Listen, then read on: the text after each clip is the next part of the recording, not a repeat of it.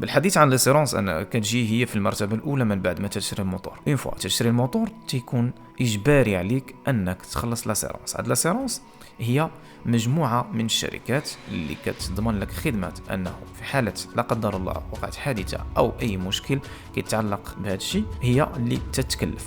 من بين الشركات الموجوده في السوق المغربيه اتلانتا، تامين الوفاء، سهام، اريما، اكسا، اليونس وبعض الشركات الاخرى. بالنسبه لنا احنا في المغرب كاينين واحد 3 تامينات على الدراجات الناريه اللي كيكونوا اجباريين. هو التامين ضد الغير اللي كتسمى بالار سي، اللي هي الاختصار ريسبونسابيلتي سيفيل. هذا التامين هو الحد الادنى اللي كنديروه كاملين وكيغطي الاضرار اللي تقدر انت تسببها للدراجين الاخرين او الراجلين على حد سواء. وكاين التامين الشامل تو ريسك اللي كيغطي الحوادث سواء انت كنتي غلطان او لا وكيعوضك على الاضرار اللي كتجي للدراجه ديالك، حتى من السرقه والحريق في بعض الحالات. وبالنسبه للنوع الثالث التامين على السائق، غارونتي دو كونديكتور. هذا النوع كيعوض المصاريف الطبيه الله يحفظ تعرضتي للحادثه والاصابات اللي تقدر تجي للسائق في حاله الحادثه. قبل ما نشوفوا الاثمنه ديال التامينات ممكن ان نطرحوا السؤال شنو هي العقوبات اللي ممكن ان الواحد يتعرض لها في حاله انه ما خلصش لاسيرونس. من بعد ما كيوقفوك البوليس او الدرك الملكي على التامين كيكون عندهم الحق الكامل انهم يحجزوا على الدراجه الناريه او السياره الى حين توفر صاحبها على تامين صالح. حاله المسؤوليه الكامله في حاله الحادث فغادي تكون انت مسؤول 100% على جميع الاضرار اللي تسببتي فيها وغادي تخلص من جيبك الخاص، ويمكن حتى المحكمه تحكم عليك باداء مبالغ كبيره. وممكن في بعض الحالات انه تؤدي الى سحب الرخصه او عقوبه حبسيه خصوصا اذا كانت الحادثه خطيره. وفي الحل هنايا ما تركبش على الدراجه بلا تامين حيت الثمن ديالو رخيص مقارنه مع المشاكل اللي تقدر توقع في حاله المخالفه. وهنا كنتصادفوا مع اراء ديال الناس، كاين اللي متفق ان لاسيرونس تكون غاليه وما عندوش مشكل، كاين اللي كيحس براسو انه مقصح من هذه الناحيه.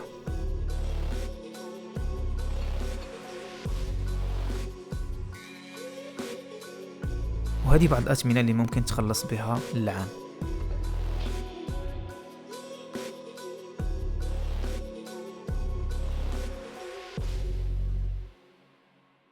إلا كملتي الفيديو حتى الآخر أعطينا الرأي ديالك في أثمنة ديال التأمين.